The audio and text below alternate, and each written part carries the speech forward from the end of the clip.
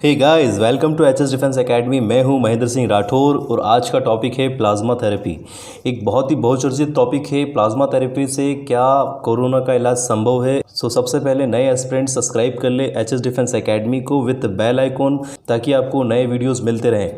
और साथ ही साथ आप मुझे फॉलो कर सकते हैं ट्विटर, फेसबुक, इंस्टाग्राम, और फ्री पीडीएफ के लिए टेलीग्राम पर आप मुझे फॉलो कर सकते हैं, जहां पर आपको फ्री लेक्चर पीडीएफ मिल जाएगी, जिससे आप अपनी यूपीएससी और अन्य जितनी भी कॉम्पिटिटिव एग्जाम्स हैं उनके लिए बेहतर तैयारी कर पाएंगे। सो नाउ प्लाज्मा थेरेपी या कवलसेंट प्लाज्मा थेरेपी सीपीटी, क्या इससे कोरोना का इलाज संभव है?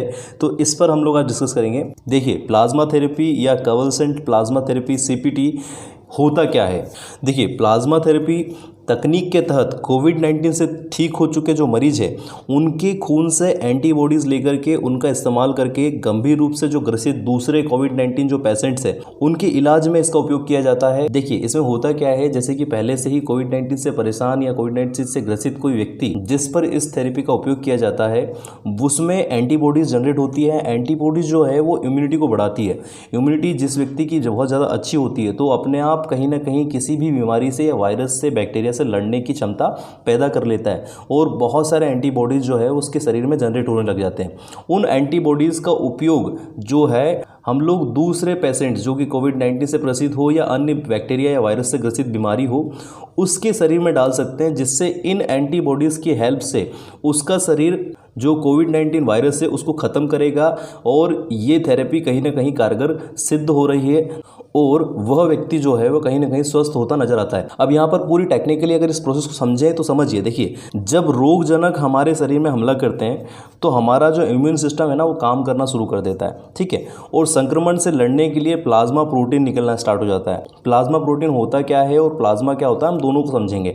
प्लाज्मा प्रोटीन में कुछ प्रोटीन्स रहते हैं जो कि वायरसेस को और बैक्टीरिया को खत्म करते हैं। जो भी हमारे रोगजनक हमारी बॉडी में है, रोगजनक इज कॉल्ड, जितने भी ओरिजिनली बैक्टीरिया और वायरसेस डिसीज है उनको ये प्रोटीन्स जो है कहीं ना कहीं खत्म करते हैं।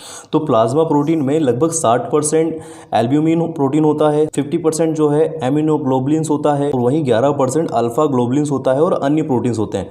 इन प्रोटीनों को एंटीबॉडी कहा जाता है। इन्हीं प्रोटीनों को वो पावर्स कह सकते हैं जो कि किसी भी वायरस को या रोग को खत्म करते हैं। देखिए, प्लाज्मा जो है वो शरीर में एक ब्लड का एक तरल हिस्सा है, एक लिक्विड हिस्सा है जो कि बॉडी में कहीं ना कहीं ब्लड को सर्कुलेट करने में हेल्प करता है। अब यहाँ पर जो प्लाज्मा है वो पानी और प्रोटीन से बना होता है। यहाँ पर शरीर में रेड ब्लड सेल्स जो कि 42%, वाइट ब्लड सेल्स और प्लेटलेट्स जो 8% और रिमेनिंग जो है वो वाटर होता है, जो कि शरीर में इन एंटीबॉडीज़ को संचरित होने में हेल्प करता है। इसमें इम्यूनिटी के क्रिटिकल कंपोनेंट होते हैं जो कि एंटीबॉडी कहलाते हैं और जो एंटीबॉडी होते हैं वो एंटीजन को खत्म करते हैं। अब देखो, एंटीबॉडी जो है वो हमारे शरीर में काम कैसे करता है। जब शरीर में एंटीजन प्रवेश करते हैं तो उसी समय इम्यून सिस्टम काम करना स्टार्ट कर देता है और एंटीबॉडीज बनाना स्टार्ट कर देता है। अब एंटीबॉडीज करती क्या है, वो एंटीजन के साथ में जुड़ करके उनको बांध लेती है, फैलने से रोकती है, बढ़ने से रोकती है, जिससे क्या होता है, संक्रमण कम हो जाता है और संक्रमित व्यक्ति जो है वो पर्याप्त मात्रा में प्रोटीन का उत्पादन कर पाता है और वो एंटीबॉडीज द्वारा खुद ही ठीक हो जाता है। अब यहाँ पर देखा गया है कि जो हल्के लक्षण वाले व्यक्ति हैं कि जिन पर वायरस का कम असर हुआ है और जल्दी से जल्दी उसको प्लाज्मा थेरेपी के तहत उसको एंटीबॉडीज दे दी गई हो, तो वो व्यक्ति जल्दी से ठीक हो सकता है, क्योंकि उसकी इम्यूनिटी सिस्टम जो है वो काम करना स्टार्ट कर देता है और प्रॉपर तरीके से वो अपने खुद के एंटीबॉडीज बनाना स्टार्ट कर देता है, जिससे वो प्रॉपर प्रोटीन का यूज़ करके स्वस्थ हो सकता है। अब यहाँ पर जो स्वस्थ व्यक्ति है उसके शरीर में हजारों संख्या में एंटीबॉडीज बनते हैं और एक स्वस्थ व्यक्ति 2 या 3 लोगों को प्लाज्मा डोनेट कर सकता है और वे स्वस्थ हो सकते हैं। अब यहाँ पर प्लाज्मा की बात आती है तो ध्यान रखिएगा, किसी भी डोनर के शरीर से प्लाज्मा लेने के बाद उसे तकरीबन 1 साल तक -60 डिग्री सेल्सियस के तापमान में स्टोर करके रखा जा सकता है और किसी भी बीमार जो कि वायरस या बैक्टीरिया से ग्रसित व्यक्ति है उस पर इस थेरेपी का यूज़ करके उस व्यक्ति के शरीर में इस प्लाज्मा को ट्रांसफॉर्म किया जाता है और वह व्यक्ति प्लाज्मा से मिले एंटीबॉडीज से अपने आप में कहीं ना कहीं ठीक होना स्टार्ट करता है, क्योंकि एंटीबॉडीज जो हैं वो कहीं ना कहीं उसके एंटीजन्स को ख़त्म करना स्टार्ट कर देते हैं और वह व्यक्ति स्वस्थ होने लग जाता है।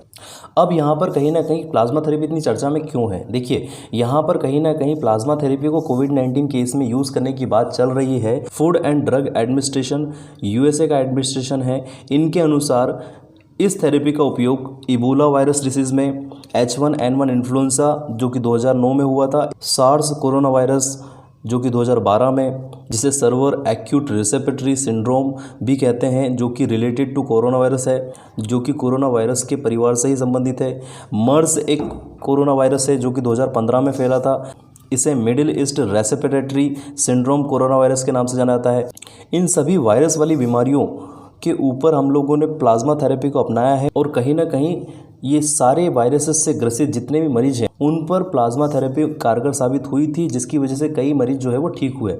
सो इसीलिए कोविड-19 जो है वो सार्स कोरोना वायरस के समान है, तो प्लाज्मा थेरेपी प्रभावी और सुरक्षित साबित हो सकती है। इसीलिए FDA ने यह कहा कि हम लोग प्लाज्मा थेरेपी को कोविड-19 के इलाज में यूज़ कर सकते हैं। इसके लिए हमें कहीं ना कहीं बहुत ज़्यादा परीक्षणों की आवश्यकता जरूर होगी, लेकिन यह एक कारगर इलाज साबित हो सकता है। इसी के साथ विश्व स्वास्थ्य संगठन वर्ल्ड हेल्थ ऑर्गेनाइजेशन ने भी यह कहा कि इस वायरस से उभरने वाले जितने भी रोगी हैं उनसे प्राप्त होने वाला जो प्लाज्मा है उसको कहीं ना कहीं कोविड-19 के उपचार में प्राथमिकता दी जानी चाहिए, और इस तरीके से वर्ल्ड हेल्थ ऑर्गेनाइजेशन ने भी प्लाज्मा थेरेपी को सपोर्ट किया। इसी के साथ इस श्वसन वायरस या कोविड-19 के रोगियों के उपचार में चीन ने भी इस थेरेपी का परीक्षण किया है, जिसमें गंभीर लक्षणों वाले 10 वयस्क कोविड-19 रोगियों को 200 ml की जो प्लाज्मा थेरेपी के तहत खुराक दी गई और मरीजों में महत्वपूर्ण सुधार देखा। उन्होंने देखा कि उनके पास जो 10 रोगी थे उनमें से 7 रोगी ठीक हो गए, और उन्होंने इस चिकित्सा में ये भी देखा कि जो बीमार व्यक्ति है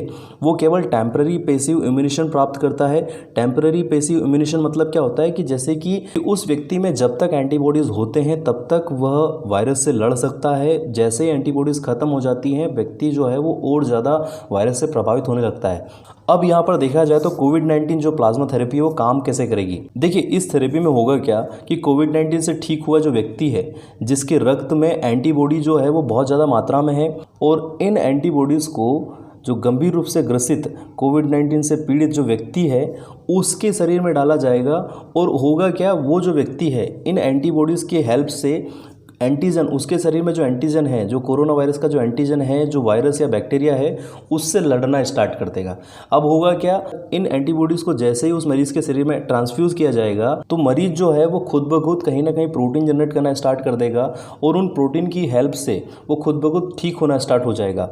और ये जो एंटीबॉडीज़ है वो एंटीजन को रोक लेंगे, बांध लेंगे, जिससे ज़्यादा वायरस फैल नहीं पाएगा और व्यक्ति स्वस्थ हो जाएगा।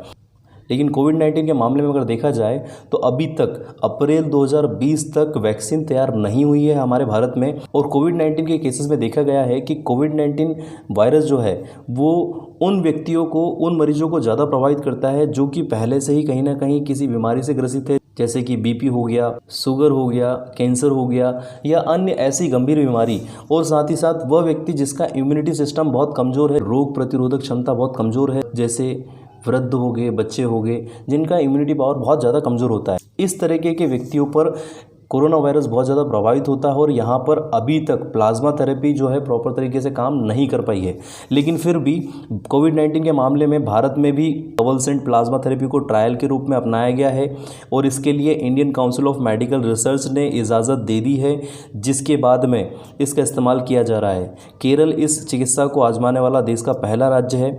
फिर तमिलनाडु, महाराष्ट्र, दिल्ली, पंजाब और गुजरात, कई राज्यों ने इस थेरेपी को अपनाया है, और कहीं ना कहीं रिसर्च के बिहाफ पर इस थेरेपी के तहत एक प्रॉपर वैक्सीन और इलाज तैयार किया जा रहा है। अभी तक चीन, दक्षिण कोरिया, अमेरिका और ब्रिटेन सहित कई देशों ने भी इस चिकित्सा उपचार का इस्तेमाल किया है, और अभी तक ट्रायल चल रहा है। ह्यूस्टन में भी यह पाया गया कि कोविड-19 बीमारी में कवलसेंट प्लाज्मा थेरेपी जो है वो काम करती है, और इससे रोगियों का ठीक होना बताया जा रहा है, और उन रोगियों का प्लाज्मा और एंटीबॉडीज़ का उपयोग जो है कहीं ना कहीं दूसरे मरीज व्यक्ति को ठीक करने के लिए उपयोग किया जा रहा है। अब अगर प्लाज्मा थेरेपी की हिस्ट्री की बात करूं तो पहली बार कवलसेंट प्लाज्मा थेरेपी या प्लाज्मा थेरेपी का उपयोग 130 साल पहले यानी कि 1890 में 1890 में जर्मनी के फिजियोलॉजिस्ट एमिल वॉन व्रेहिंग ने किया था। इसके लिए उन्हें नोबेल सम्मान भी मिला, और मेडिसिन के क्षेत्र में यह पहला नोबेल सम्मान था। ध्यान रखिएगा, पहला नोबेल सम्मान मेडिकल क्षेत्र में। इसके बाद प्लाज्मा थेरेपी का उपयोग स्पेनिश फ्लू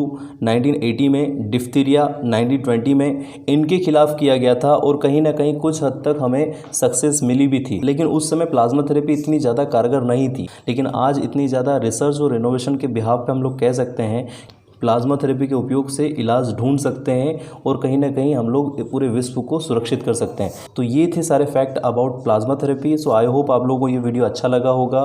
सो प्लीज़ इसे शेयर ज़रूर करें और साथ ही साथ सब्सक्राइब कर लीजिए एचएस डिफेंस एकेडमी को विद बेल आइकॉन, ताकि आपको आगे भी वीडियो मिलते रहें। फॉर मोर अपडेट्स आप लोग जुड़े रहिए और साथ ही साथ प्लीज़ इस वीडियो को शेयर ज़रूर करिए ताकि मेरा फ्री एजुकेशन रिवोल्यूशन का जो मिशन है वो कंप्लीट हो सके। और साथ ही साथ आप मुझे फॉलो कर सकते हैं ट्विटर, फेसबुक और इंस्टाग्राम पर, और फ्री पीडीएफ के लिए आप लोग मुझे फॉलो कर सकते हैं टेलीग्राम पर। लिंक आपको नीचे डिस्क्रिप्शन में मिल जाएगी, तो आप उसे ज़रूर देख लीजिए और मुझे फॉलो कर लीजिए ताकि आपको फ्री पीडीएफ मिल जाए और आपकी तैयारी जो है बेहतर और अच्छी तरीके से हो सके। इस वीडियो को लाइक ज़रूर करें, शेयर ज़रूर करें। Thank you so much. Mahendra Singh Rathore. जय हिंद।